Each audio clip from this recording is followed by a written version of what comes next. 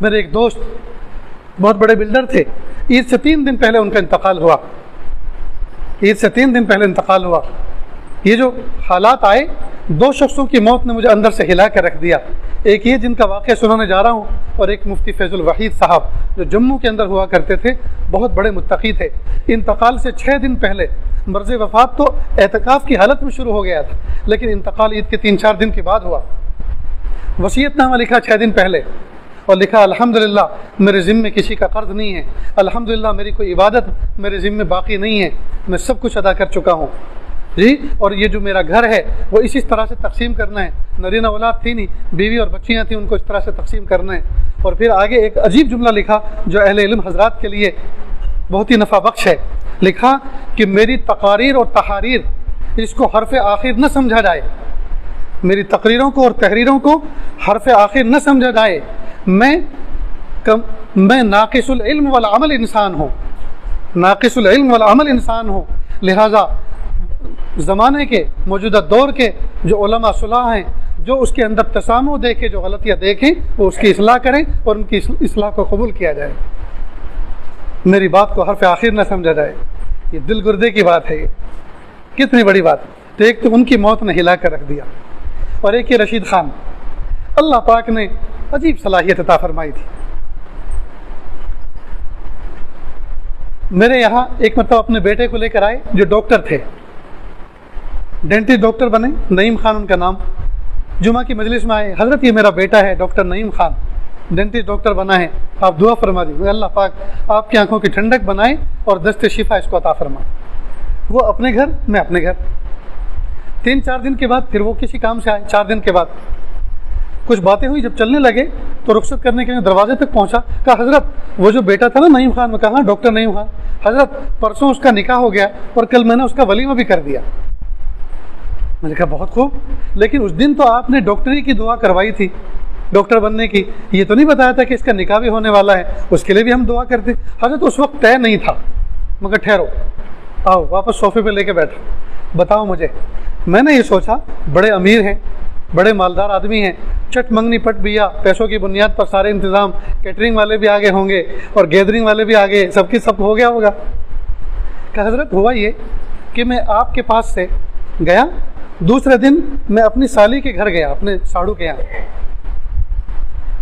تو جیسے میں گیا وہ تھے نہیں گھر میں، پردہ پڑا ہوا تھا، پردے کے پیچھے سے میری سالی نے مجھ سے کہا بھائی جان جس وقت آپ کے یہاں نعیم ہی پیدا ہوا تھا، میرے یہاں بیٹی پیدا ہوئی تھی، ہم دونوں بہنوں نے آپس میں یہ طے کر لیا تھا کہ ہم آپس میں مل لیں گے، یعنی جب بچے بڑے ہو جائیں گے تو رشتے کر دیں گے۔ تو اب آپ کا بچہ بھی فارغ ہو گیا، ڈاکٹر بن گیا، میری بچی بھی فارغ ہو گئی ہے تعلیم سے، تو اب کچھ طے کر لو۔ کہ آپ نے جو کچھ کہا میں اس سے یہ سمجھا ہوں کہ آپ اپنی بیٹی کو میری بہو بنانا چاہتی ہیں اور میرے بچے کو اپنا داماد، یہی نا؟ کہ جی ہاں۔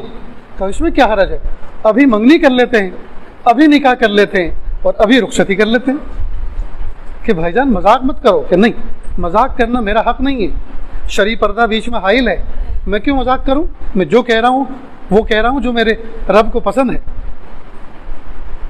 تو کہا دلہا کہاں ہے؟ کہ دلہا جب میں سے فون نکلا، بیٹا نعیم کہاں ہو؟ ابو گھر پہ ہوں۔ اپنی خالہ کے گھر کتنی دیر میں آ سکتے ہو؟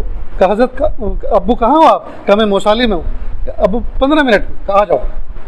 وہ بھی آ گئے، اتنے میں وہ ان کے ساڑو بھی آ گئے، سلام کر کے وہ اندر گئے۔ بیوی نے کہا یہ ہوا ہے اور وہ لڑکا بھی آ رہا ہے، اب کیا کریں؟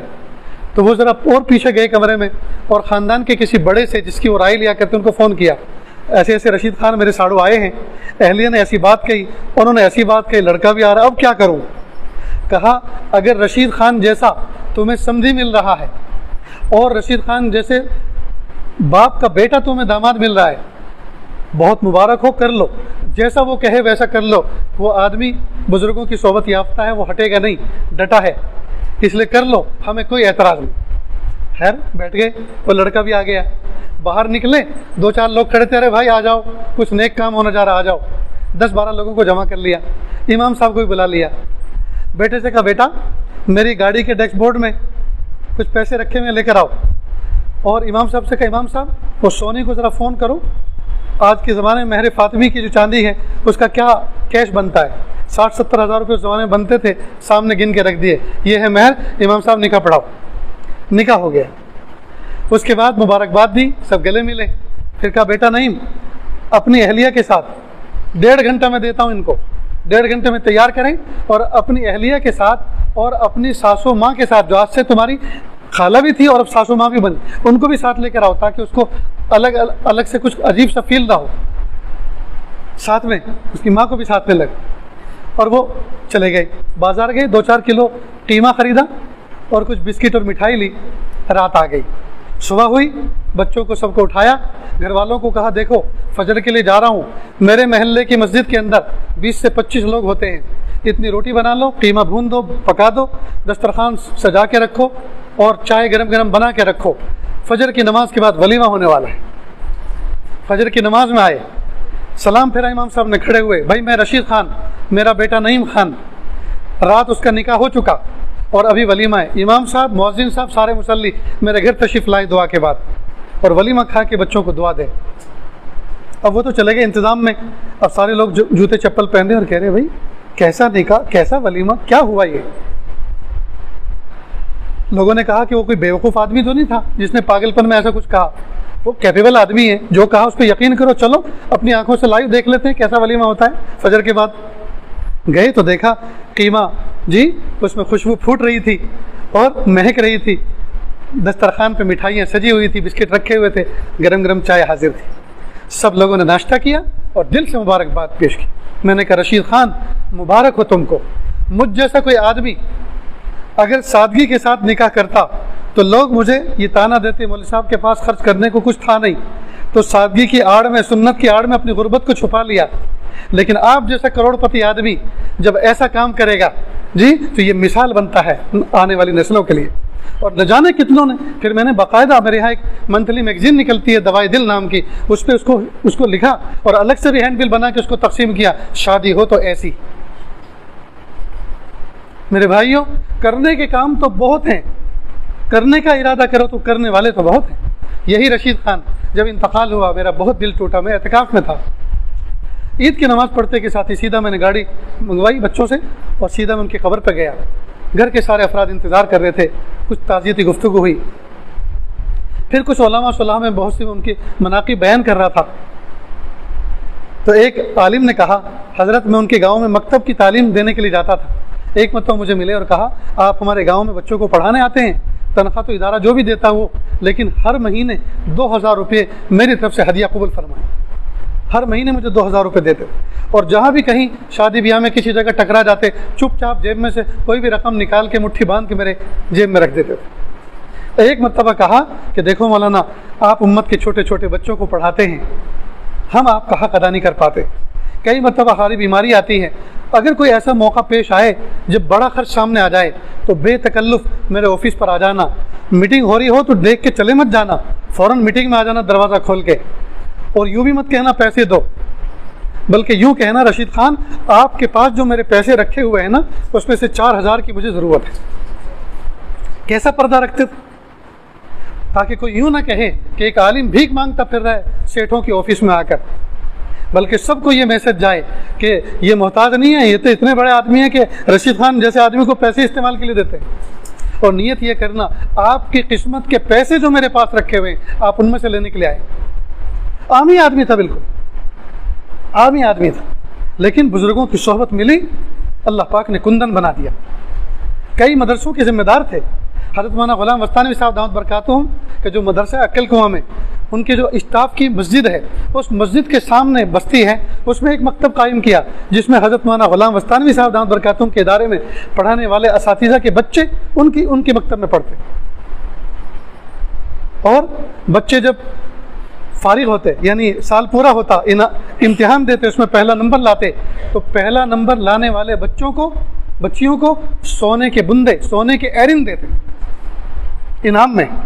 اساتذہ کو عمرے کا ٹکٹ دیتے. اساتذہ کی بیویوں کو، کسی کو واشنگ مشین، کسی کو grinder machine, mixer machine, juicer جیسی ان کی ضرورت ہوتی. فرماتے کہ اساتذہ کو خوش رکھنے کے لیے ان کی بیویوں کو خوش کرنا ضروری، تبھی تو وہ ان کو یکسوئی کے ساتھ پڑھانے دیں گی، ورنہ اتنے ٹینشن دیں گی کہ وہ پڑھائیں گے بچوں کو اور دماغ ان کا گھر کے کاموں میں رہے گا. ایسی نفسیات پہ کام کرنے والے آدمی. اللہ اکبر کرنا. فل حاضری والے بچوں کو بڑا بڑا انعام دیتے تو اکثر بچے فل حاضری دیتے اور اپنی جیب خاص سے انعام دیتے. اللہ اکبر کبیر. اللہ. انتقال سے 2-3 مہینے پہلے میرے پاس آئے. حضرت میری ایک بیٹی ہے, ایک حافظ قرآن بچہ ہے, وہ چاہتا ہے کہ میری بیٹی سے نکاح کرے. اس کے ماں باپ لے کر آئے تو میں نے کہا بھائی پہلے آپ میری بیٹی کو دیکھ لو, بچے کو دکھا دو, اگر پسند ہو تو پھر آگے کی بات. کہا پسند ہے, پسند ہے. کہا اگر پسند ہے تو چلو مولانا صلاح الدین صاحب کے یہاں چلتے ہیں اور وہ بتائیں گے کہ دین کا مزاج کیا ہے نکاح کا. چنانچہ آئے تو میں نے دین کا مزاج بھی سمجھایا اور رشید خان کا مزاج بھی بتایا. کہا بھائی, کہا سن لیا, میں ایسا نکاح کرتا ہوں, ایسا کیا ہے, اس کا بھی ایسے ہی کروں گا, آپ کو منظور ہو تو بتاؤ. کہا میں منظور ہے. چنانچہ 10-12 لوگوں کو اپنے گھر میں بلایا اور میں پہنچا اور کہا کہ حضرت میں نے ان کو کہا کہ صرف 3 آدمی آنا, لڑکے کا باپ, لڑکے کا دادا اور وہ لڑکا, اور مہر فاطمی کا مجھے شوق ہے کہ ایک سنت زندہ ہو جائے, سنت پر عمل ہو جائے, اور مجھے کچھ نہیں چاہیے. اور مجھے کہہ رہے کہ پتہ ہے حضرت میں نے کب بلایا ہے؟ دوپہر کو 3 بجے بلایا ہے. نہ وہ ناشتے کا وقت ہے نہ کھانے کا وقت, نہ کھانا کھلاؤں گا نہ ناشتہ کھلاؤں گا, نکاح کرو اور جاؤ اپنے گھر. اور دوسرے دن ان کے یہاں ولیمہ ہے اور وہ مجھے ولیمے کی دعوت دے رہے ہیں. میں نے کہا اگر غربا کی تعداد امیروں سے زیادہ ہوگی تو آؤں گا, ورنہ نہیں آؤں گا. دوستی پکی, رشتہ پکا, جی ناراض مت ہونا. بس میرا یہ سلوگن ہے, یہ میرا ایک اصول ہے کہ اگر غربا کی تعداد زیادہ ہوگی آؤں گا. غریبوں کو اگر پوچھو گے تو آؤں گا. مسجد کے مؤذن کو پوچھو, گاؤں کے مسکینوں کو پوچھو, بھیک مانگنے والے فقیروں کو روکو, کھانا کھلاؤ. اگر یہ تعداد ہوگی تو میں کھانا کھاؤں گا. چنانچہ گئے, جو ان کا ساتھ میں ایک دوست ہوتا ہے گاڑی چلاتا ہے, انہوں نے کہا رشید خان سمدھیانے میں جا رہے ہو یار, اور تمہاری جیب میں جو ہاتھ ایسے جاتے ہیں نا اس کی وجہ سے یہ کالا ہو گیا ہے, تو کپڑے تو بدل لو. کہ دیکھو اگر تمہیں مجھے اسی حالت میں گاڑی بٹھا کے لے جانا ہو تو چلو, نہیں تو میں ابھی اترتا ہوں. جب میں اس حالت میں نماز پڑھ سکتا ہوں تو ولیمے کی دعوت کیوں نہیں کھا سکتا؟